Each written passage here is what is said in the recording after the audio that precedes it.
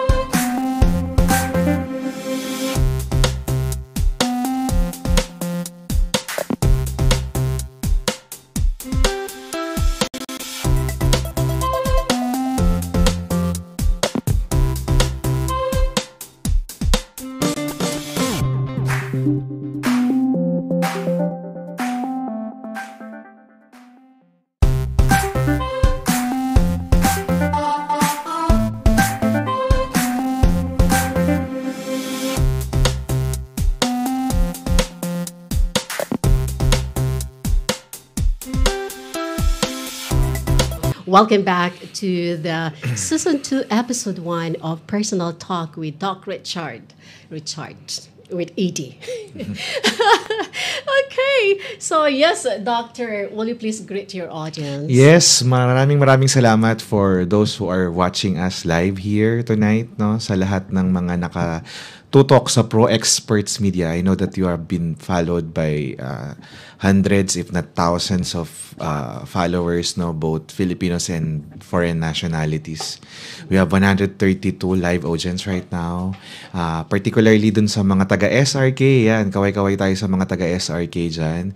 Maraming salamat for staying with us tonight, no, as we navigate to the episode 1 of our season 2 for personal talks with Doc Richards. Yes, Doc Richards. And I know that the 132 online viewers are very excited to know on a personal level who is their boss. And at the same time, our audience also are excited kung sino ba talaga si Doc Richards as a person and as a child. Unahin ko na-mention ko din lang naman, sino si Doc Richard as a child?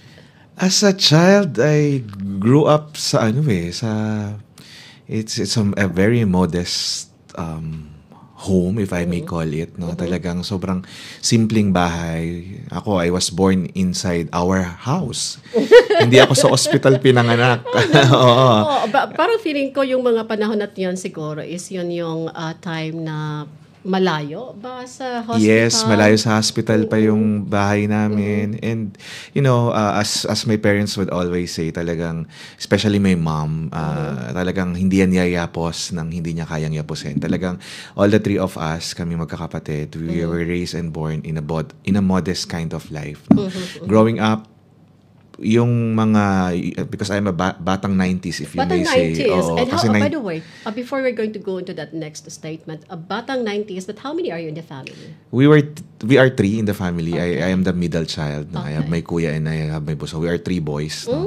Imagine yung struggle ng mom ko sa pagpapalaki sa amin tatlong lalaki. So, yeah, going back talagang we are living in a modest life. I was raised in a looban kind of setting, no, kung saan lahat ng mga nakatira dun sa looban na yon ay puro deluria.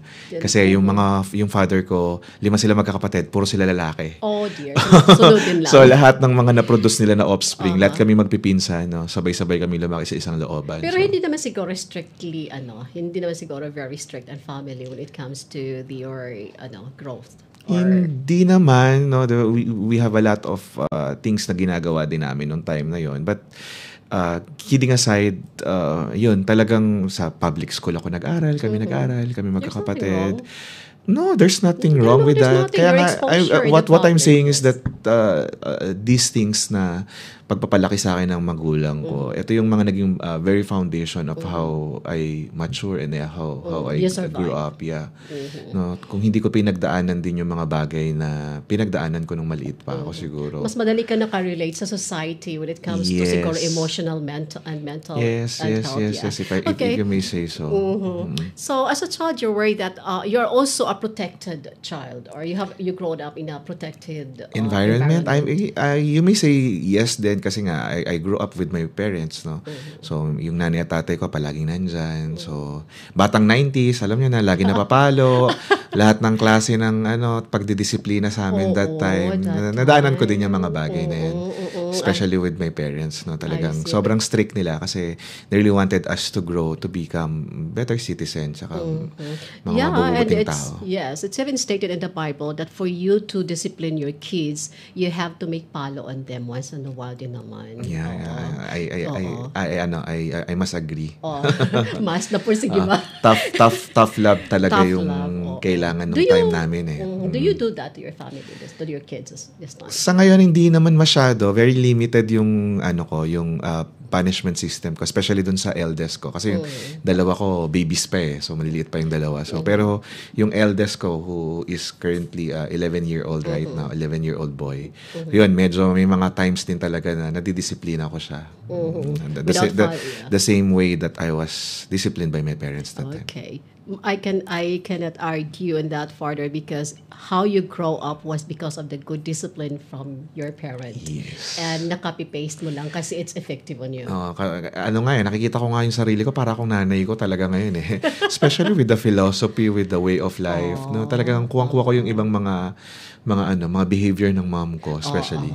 Kasi sabi nila and I don't know if you agree with this in the psychology, that most of the second child got their maternal tawag dito, traits. The middle age, the middle child syndrome. True yan? Is it true? Psychology? Siguro. The middle child syndrome is really part of psychology. No? So, but then again, me getting that from my mom, kasi siguro I grew up talaga with yung kung paano din siya pinalaki ng nanay niya. She would always tell me na, ang nanay ko ganito, ang nanay ko. Kaya ngayon naririnig ko din minsan yung sarili ko pagkausap ko yung anak ko, si nanay ganito. Parang sabi ko minsan napapapatigil ako na parang I'm becoming like my mom. So, having that experience, how did you grow into a teenager? Teenager years ko yan, nung mga time na nag-aaral na ako, I grew up with the circle. Ito nakakatawa. Yung circle ko during that time, nung ako ay teenager, until now, they were still my friends. No? Talagang na-preserve yung friendship. And that's how I value relationship. Talagang ever since ganun ako . Kakaunti lang yung tinatagalan ko na circle. Pero when I stay, it will stay long, kasi I believe na dapat hindi, especially as you mature, hindi yung quantity ng friends it really on the quality of friends. So medyo choosy ako in terms of kahit noon pa, in terms of sa pagpili ng mga kaibigan, ng mga kabarkada. Hindi naman qualifications that you can say, pero alam mo yon, yung same kami ng ako lagi, kasi kahit nung bata pa ako, gusto ko lagi may nakukuha ko out of the relationship . What's in it for you always? Yes, parang ganun palagi yung sa akin, na parang kailangan may matutunan ako sa tao na to. Parang ganun palagi. So kaya yun yung I'm proud to say, I don't know kung yung tropang tunay kung tawagin ko sila, kung nandito sila ngayon. Well, we hope they are, yes. Yung tropang tunay ko, all of us are degree holders. May mga nurses kami, I am one of the product, may mga managers na kami, may mga engineers. That's very proud naman ikaw na nagkakaroon ka ng trupang tunay, no? But did you bring that particular trait with you, or that kind of friends na hanggang sa ikaw ay lumaki or nagkaka-adult ka? Nadala mo ba yung ganoong quality? Yes, until now. Kaya talagang medyo may, I don't know if some people would agree, medyo may pagka-aloof ang ibang tao sa akin in terms of getting too personal with me. Kasi nararamdaman daw nila na medyo may I don't know, suplado daw, snobbish, parang ganon. Kasi nga, even sa Pilipinas dati, parang I'm not fond of yung mga usual na ginagawa ng ibang mga kabataan nung growing up, no?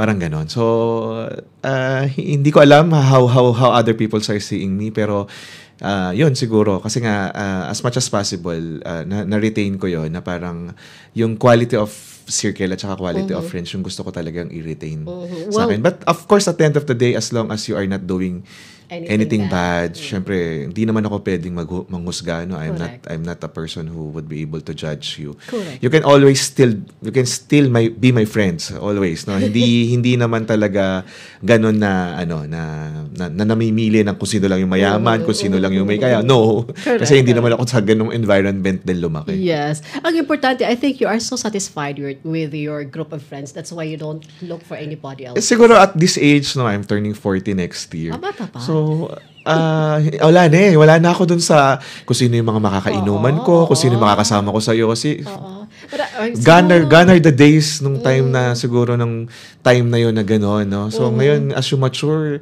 most of my age siguro would also understand. Hindi na kami pang disco hindi na kami pang bar. Mas gusto ko na yung mga tahimik, tapos kape-kape na lang, di ba? Yeah, Parang ganyan. So, oo. yung type of friends na makakasabay siguro dun sa mga trip ko na gano'n. Yes. At the same time, you're also busy with your works as well as your businesses. So Yes. that must have been the reason also why you're having this kind of mindsetting these days. Yeah, ako I'm always open to discuss this, especially within SRK, the leadership team namin.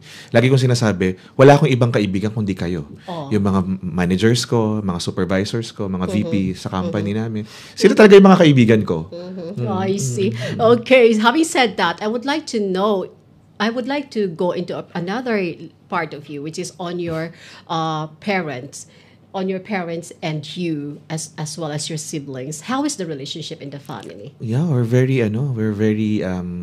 close, no, sa pamilya namin, with my two brothers, with my parents, especially right now na before SRK pa, hindi pa talaga kayang mag-travel within the limited budget, but come SRK, nagkaroon ng extra, nakapag-ipon. So, ngayon, most of the time talaga, if not all the time, kasama ko yung parents ko at saka yung mga kapatid ko dun sa mga biyahe ko. Wow, as that's much as very good. possible. Yes. Kasi I'm trying to create a lot of moments with them at saka a lot of memories. Kasi, yun nga, time is very essential, di ba? Especially sa mundo ngayon. Yes. After pandemic, you can really never tell. You can never tell. Di ba? In Kaya just a spend small more time yes. with those people you value the most. Yes, but did you also bring your in-laws with you? Yes, in-laws. Kasi syempre, my wife is my best friend. Eh. Oh, that's so, the best thing. kaya yung family niya talaga, ever since talagang sinumala na nagpakasal kami, the mother-in-law is also my mom, the father-in-law is also my dad. So I assume that you really have a very good relationship with your in-laws. Yes, may mga tampuhan din, but then again, it's like the usual family relationship, no? Oo. Anong tawag nila sa'yo? Anak, wow. oo. With my mom and with my father-in-law, they will always say, anak, kumusta na dyan? Hindi naman. Every now and then talaga nangangamusta rin yung mga in-laws ko. Alongside with my parents. Okay. Pupunta pa dito sila sa in-laws? Yes, very often sila dito. Actually, this coming January, they'll be back here. Wow. Kasi, Are you going to spend your Christmas with them? Or yes, we will be in the Philippines for Christmas. We'll be Okay. spending Christmas with them. Oh, wow. Okay, so I would like to say hi. Thank you for the 221 viewers online who's currently watching and giving us some of their comments, which are all really very good. And we're going to we have here, good evening po, ka-perfect. Okay. Thank you, Marivic Arpolina Arno. So my classmate is watching right now with us in the Philippines. And are there any other... okay, so... We will post for that highlights. In a bit, yes. But one last question I would like to ask you before we're going to pause for a commercial break. How is your personal relationship with God? Ako, I'm not a perfect person, no? As human as we are. Lagi yung sinasabi sa Couples for Christ. I'm a member of Couples for Christ. Wow. Yung household leader namin would always tell that as human as we are, palagi may mga pagkakamali din talagang ginagawa. No? Religiosity, yes, I am a religious person kasi I usually go to church talaga every week as much as possible.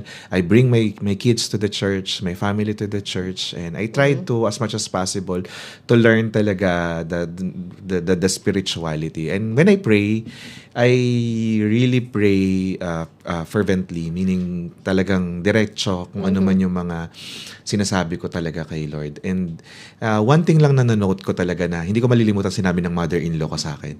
Sabi niya, anak, how are you praying to God? Exactly. Kasi sabi niya ganun sa akin. Parang na weirdohan ako sa question ng mother-in-law ko nung time na yun. Sabi ko, ma, bakit? Just the usual prayer. Ikaw, paano ka ba magdasal? Diba? In the name of the Father, the Son, of the Holy Spirit.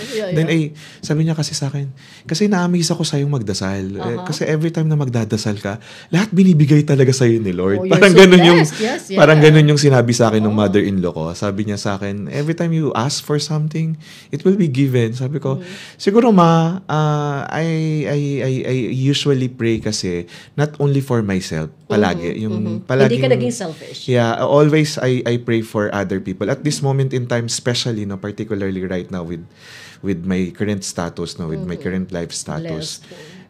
usually talaga ang prayer ko not for myself not for the material things na it always go to the people, to my family, to the SRK community, no, how we will be able to support, no. Ang lagi kong prayer lagi kay Lord, wisdom I would always ask for wisdom. Kasi with that, yung starting point ng wisdom, I would be able to decide for a lot of things, no, sa mga tao, sa pamilya ko. Kasi without wisdom, I think wala ako dito sa kinalalagyan ko ngayon. Yes, and talking about wisdom, is there a particular verse that you are so fond of? Yes, in Bible verse, syempre, favorite ng lahat yung John 3:16, no? Pero that would always bring a deeper meaning inside me. Kasi for me, Jesus Christ is really my best friend. Siguro for all those Christians would especially Catholic would agree with me na si Jesus Christ talaga yung best friend natin. Yes. Kaya every time na merong mga celebrations, Pasko, Holy Week, ang saya ko lang. Palaging ang overwhelming palagi yung feeling. John 3 verses 16 is that for God so loved the world that He gave us His only begotten Son. Yes. That whoever believe in Him shall not perish. Diba? Exactly. Was there a time that you wanted to become a priest? Hindi talaga priest per se. Ito siguro hindi to alam ng asawa ko. Hindi ko pa ito nakwento sa asawa ko. Nakoto na ako. Pero there were times during my high school days tsaka college days, pag nagsisimba ako mag-isa, pumapasok sa isip ko na, what if pumasok ko sa seminaryo? Naalala ko yun, there was a moment in my life na parang naisip kong pumasok sa seminaryo. And it is installed for me kung papasok ako sa loob ng seminaryo. Pero hindi para maging pare. Gusto ko malaman kung anong mga na-curious. Mga buhay ng mga taong nagse-seminar yan. Yung ganong point lang. Pero not totally to become a priest. I see. Okay. Well, isang silip ang inyong nakikita about Dr. Richard. Another will be coming up after the commercial break. So stay tuned.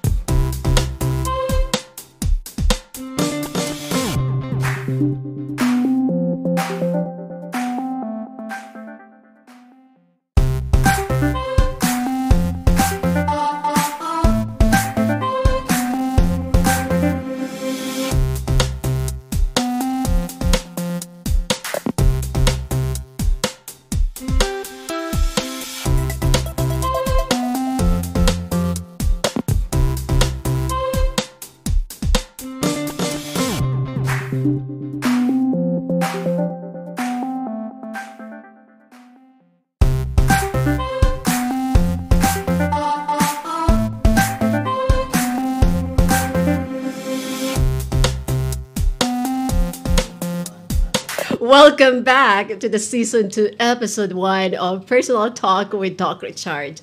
Ay nako, nagkakaroon tuloy kami ng dito sa loob ng studio kasi may mga bagay talaga na nalalaman during the interviews na minsan nasa surprise. At dahil sa surprise na yon, itong tanong ko sa kay Doc Richard is something that would really be in relevance to that post na muntik na nag-isip siya na magiging pare pero isip lang. Bakit?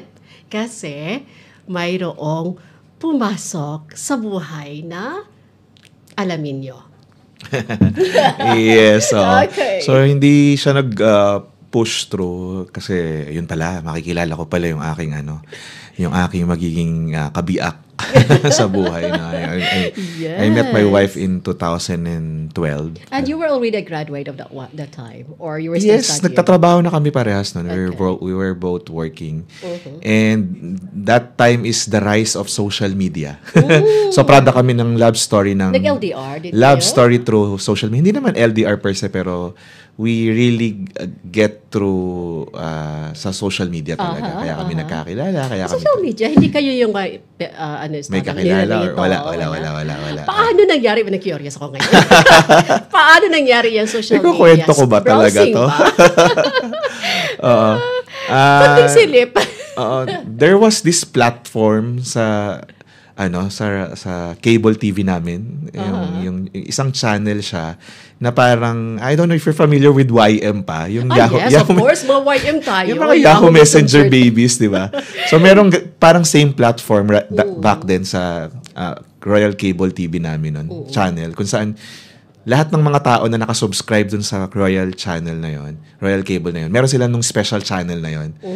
So, lahat ng mga subscribers doon, pwede silang mag-chat doon. Tapos, pwede sila mag-usap. Technically doon, lalabas yung mga pangalan. Just like in Yahoo Messenger. Parang gano'n. So, nag-post ako ng number ko doon. Sabi ko, need ng kausap. Jejemon.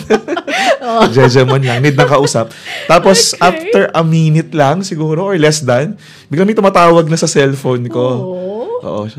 Tapos, during that time, kasi madalas ako mag-post ng number doon that time Kapag halimbawa nagpo-post ako, ang daming tumatawag. Pero during that time, especially that particular day, siya lang yung tumawag. Ang tagal na nakapost ng number ko doon sa chat room. Pero siya lang yung tumawag talaga. So, I entertained the call. And then, yun, nag-usap kami over the night. Tapos, kinabukasan, nag-meet kami. Then, after that, naging kami.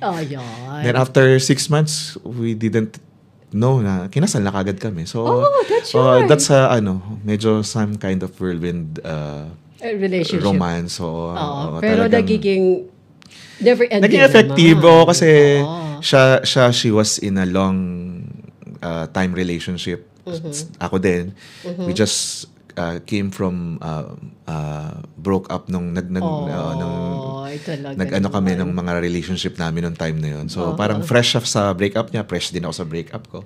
So tapos nagkausap, nagkasundo, and the rest is history. And the rest is, how is Dr. Richard as a husband? As a husband, the usual relationship ng mga mag-asawa siguro, I will say nothing nothing special with the both of us. Nag-aaway din kami. Kung yun ang question. Na madalas din kaming magkatampuhan, may mga bagay kami na hindi pinagkakasunduan. But as much as possible, kasi ang maganda lang sa amin kasi we know how to compromise siguro. Pag ako ang galit, siya yung susuyo. Pag siya yung galit, ako yung susuyo. Parang gano'n. So may mga kilig moments pa rin hanggang ngayon. Yes. Yung mga date nights namin, hindi namin yan winawala. Yung mga travel namin together, hindi namin yan inaalis. So paano nanunuyo si Ma'am Frances? Paano kasi nasuyo kapag ikaw ay galit? Wala, papatulan niya lang ako ng toyo din niya minsan. Minsan hindi lang kami mag-uusap. Tapos mararamdaman na lang namin. Pero kasi we don't sleep nang hindi magkatabi every night. Kahit mag-aaway kami niyan, kahit magkatampuhan kami, talagang we decided on that part na parang kahit mag-aaway tayo sa gabi, magkasama pa rin tayo. Para kung ano man mangyari, di ba? Hindi mo alam. So, magkasundo kayo during over the night. Ganyan. Tapos afterwards, pag-uusapan lang namin kung ano yung pinag-awayan, then yun, nagiging okay naman. Kasi ako, I believe personally that marriage is not just love. Of course. Sa simula siguro, love, infatuation, crush. But for me, marriage is more of a commitment. Commitment talaga yan. Kasi kung wala yan, wala talaga. Yeah, i-commit mo yung sarili mo dun sa tao na, ayun nga, 'di ba? Ang weird ng marriage. I-commit mo yung sarili mo sa tao na hindi mo naman kakilala, hindi mo nakita growing up. Bibigay mo yung ATM mo sa kanya. Bibigay mo yung sweldo mo sa kanya, 'di ba? Pero that is marriage. That is commitment kasi you commit to her na parang you will stay with her for the rest of your life. So paano ka naman manunuyo sa kanya kung siya ang galit? Shopping? Shopping ba? Shopping? My Birkins. Sabihin ko lang, ito yung ito yung debit card ko. Sige na. I don't have a credit card, debit card. Okay, that's good. Yung debit card good. ko. Sige. Yeah. Okay, ang ganda naman. So at the same time, having all these kinds of ups and downs in the relationship and the kilig moments and soyo-soyo moments, how is she as a business partner? Yan. Magandang story yan to tell. No? Kasi my wife has been an employee for the last 10 years of her life prior setting up SRK.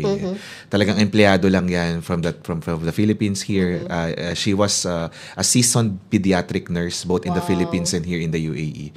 So, nung lumalaki na yung SRK, niyaya ko na siya. Sabi ko, come and join me kasi hindi ko na kaya yung yung expansion that time. So, kinausap ko siya and then she said yes. Nag-leave siya doon sa trabaho niya. Nag-resign siya doon sa trabaho niya. Tapos, that time, I tag myself kagad as CEO kasi that's what I learned from my Ateneo LSE program na kailangan talaga yakapin mo yung yung posisyon para may avenue for expansion. Kasi kapag naging limited ka dun sa posisyon, ibig sabihin magiging limited din yung magiging growth mo. So parang ganun. And true enough, dahil nga niyakap ko yung pagiging chairman and CEO ko, naging ganun yung drive ko na parang paano mapapalaki yung company every now and then.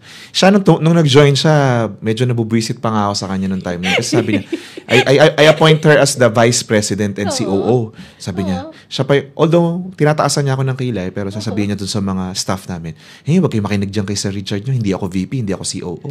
Ano lang yan, mga title lang yan. Sabi ko sa kanya, ikaw, I give you the position, tapos in front of the staff, gaganyanin mo ko.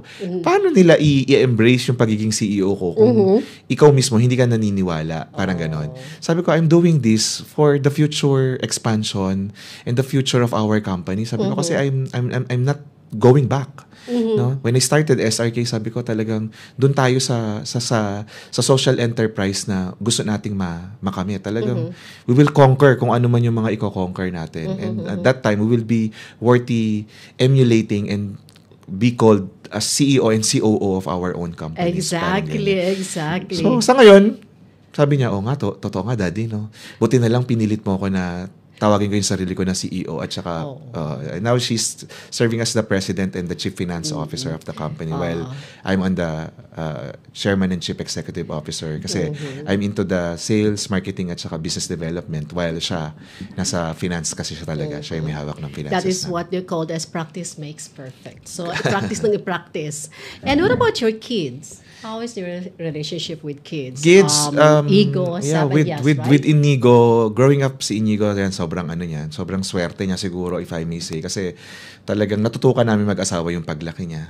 Medyo nagigilty kami ngayon, especially the last 5 years nung naging talaga yung company. Nagkaroon ng rapid growth and exponential expansion talaga. So, nagkaroon kami ng lesser time with him. Pero nung dumating yung dalawang makulit kong babies, si Sab at saka si Yas. Si Sab and si Yas, yun, talagang uli kami na, nag-restructure ako sa company. And that's the reason why meron akong marketing head ngayon. Yes. Meron akong mga VP for operations, may VP for research and development. Meron akong mga admin manager, I have my own accounts manager. No? So, dinisintegrate ko yung mga task na initially kaming dalawang mag-asawa yung gumagawa. Why? Kasi sabi ko, I will invest with people dahil sila yung makakatulong talaga. These experts would be able to help me. And at the same time, I will be able to disintegrate slowly dun sa ibang mga functions na procedural para makapag-focus din ako dun sa mga anak ko. So ngayon, yan, ang dami naming mga moments uli ng mga bata. Pero may mga travel kami ngayon na hindi namin naisasama yung dalawang bata, just like when we went out for our US visit last month. Hindi namin sinama yung dalawang maliit kasi hindi namin kakayanin. Talagang buhatin sa eroplano yung dalawang yan. Sino nagmana sa kanila sa'yo? Sabi nila sa akin, yung third talaga yung medyo kahawig ko daw eh. Pero sino nagmana kay mami? Yung babae. Ayan, mana yung babae talaga. Kuha yung mami niya. Ang cute nila. Ang cute. Yan sila. Mga batang matataba. Lang. Mga piglets ko yan kung tawagin ko sila. They are cute. They're very cute. Okay. If there is a personal tip that you would like to share to your family in SRK as well as the people who are watching us right now, what would it be in order to have a harmonious relationship with your wife? Always try to compromise and keep your commitment from the time na kinasal kayo until mawala kayo sa mundo na to.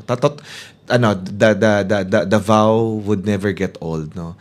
Yung vow ninyo nung kinasal kayo na for richer and for poorer, till death you do apart. So you keep that promise, no? You keep that vow, and everything will just follow. Exactly. I agree with that one. All right. So peak lang po yun sa buhay ni Doc Richard. At alam ko na kung sino man yung mga close sa families nila, you know better and you know more. Ito po ang sharing ni Doc Richard is just a peak of his life. But I am really enjoying and I know that the story of his life is really inspiring. And yeah, we'll be coming back after this commercial break to talk more about the SRK as a family.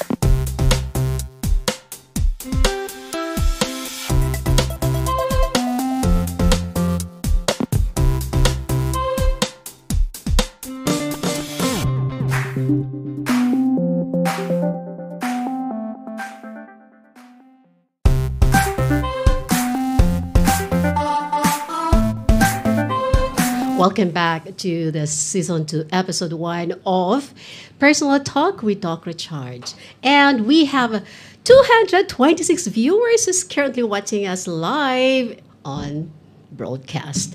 I would like to say thank you for your message, Miss Merle Pinanga.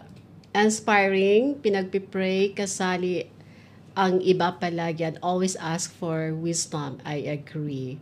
And there are lots more actually, but I cannot see it here anymore in my comment section. It's because it's loaded with a lot of messages. Thank you guys for watching this episode with Doc Richard. And I would like to say that SRK Education Group International has many more companies under it. That is SRK Training Center, Filipino Daily Herald, and EdTech Supplies, as well as SRK Chocolate Cafe. So yan, abangan po, hanapin niyo po sa Facebook page nila kasi andyan po lahat. And really, it is a proud moment of me na makausap finally si Doc Richards. And since we're talking about all of these companies under the SRK Education Group International, pag-usapan natin po ang SRK as a family na po ng ating Dr. Richard Deloria. Tanong ko lang, Doc, being a father in the family is different from being a father in the company. Ano yung ginagawa mo para na magiging separate yung role mo sa iyong company at the same time sa family? Ayan, magaling ako dyan. I always see to it, I don't know, parang siguro natural sa akin that I can really separate my role. No? Whenever I am at home, I'm a father for my children, I'm a husband for my wife, I'm a child of my parents, and I'm a brother to my siblings. Mm-hmm. Palagi kong kayang gawin yan. Mm-hmm. Tapos pagdating ko ng company, I am really the chairman and the CEO of the company. Mm. Kaya ko talagang i-segregate yung role ko. Kaya nga minsan, kaming mag-asawa, there were times na nag-aaway kami sa company, napapagalitan ko siya kasi technically, she's still reporting to me. Ako pa rin yung nagbibigay ng ibang instruction sa kanya. At pag nag-fail siya talaga sa instruction, nung mga unang years niya sa company, umiyak talaga yan. Pero pagdating namin sa bahay, minsan hindi niya ako papansinin. Pero ako, sobrang giliw ko pa rin sa kanya as a husband. Parang ganon. Siguro minsan siya nawiwirduhan siya sa akin na parang, magkaaway kami nito kanina eh. Pero kasi ako nga, yun, I can really separate, no, especially with my brothers and with my sister-in-law. Yung sister-in-law ko, I don't know if she's watching, si Phil Marie, yung asawa ng bunso naming kapatid. Yan, ganyan din, same thing, no. Pagdating sa company, napapagalitan ko, iiyak yan. Pero pagdating sa bahay, she's my sister-in-law, no. Talagang there was a time na kasama namin sila sa bahay eh. Parang pagdating sa bahay, magkakapatid talaga kami. So, kaya ko talaga siyang i-segregate yung role ko talaga in particular scenarios that I am in. Yes. You have around 150 strong manpower these days. Ganyan kalaki ang pag-evolve ng iyong company from the moment that you started it way back in what year that was? 2019. 2019. And ano yung mga challenges na na-encounter mo along the way? Napakarami. there were a lot of sleepless nights, no. 2019 was the birth pain. Kasi every social enterprise or every negosyo na itatayo mo, there will always be birth pains. Yes, no? yes. May mga sleepless nights kami kasi hindi namin alam kung saan kami kukuha ng pampasweldo sa mga empleyado namin. Tapos even as personal, kasi 1 year bago kami nagkaroon ng sarili naming salary sa company, talagang we poured in muna yung investment namin sa tao, sa facilities, 'di ba? Parang ganyan. Hindi kami kumuha talaga, which is normal for any startup kind of business. 2020, I met COVID. Oh, yes, everybody.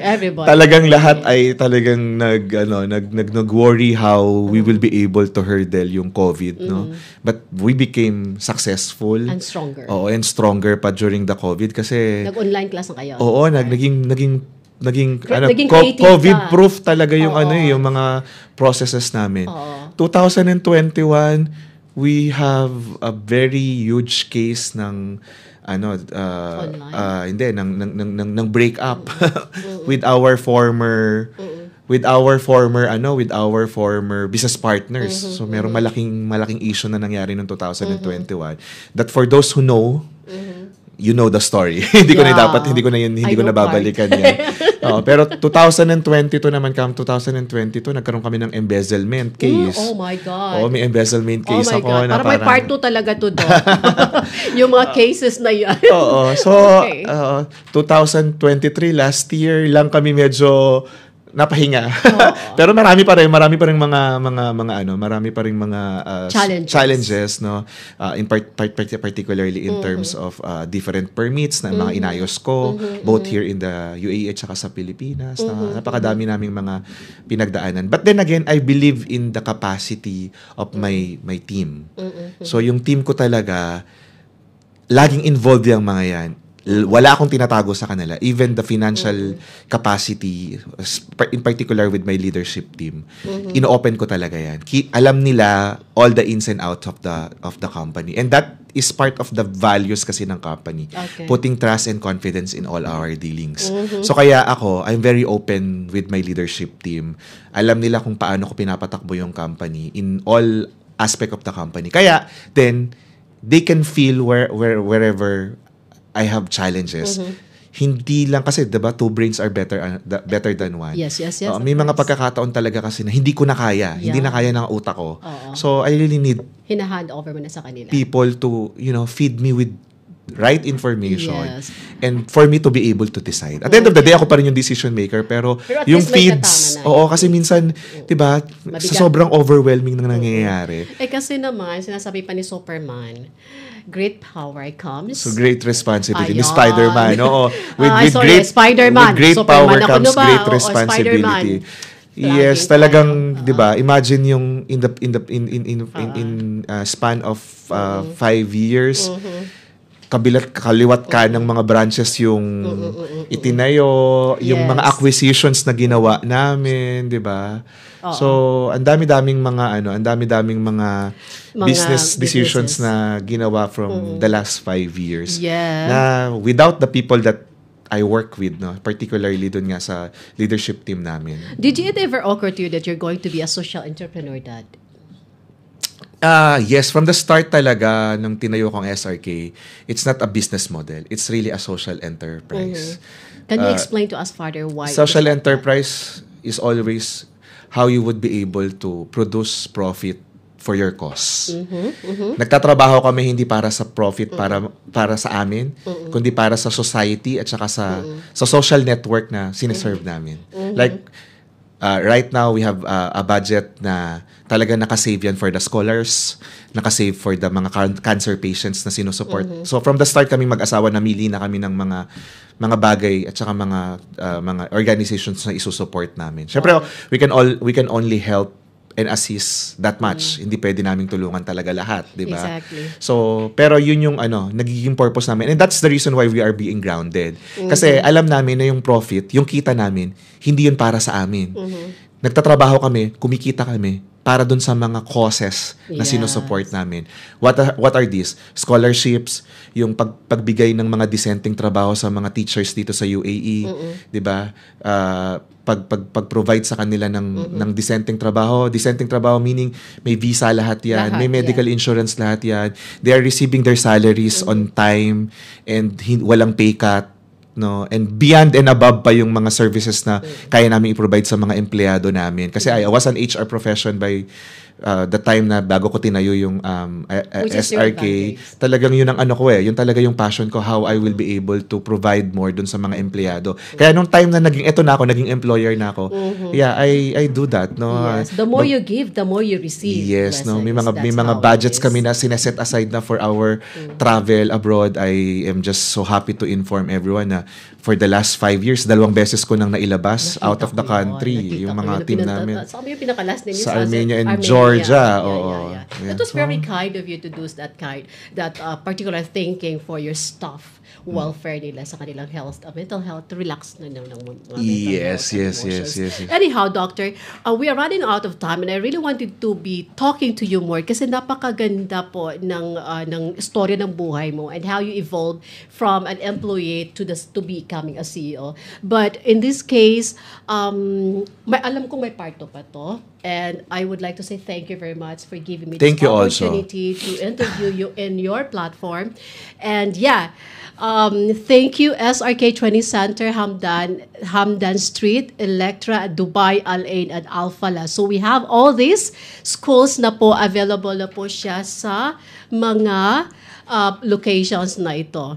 And before I'm going to I would like to read this message from Merle Pinanga.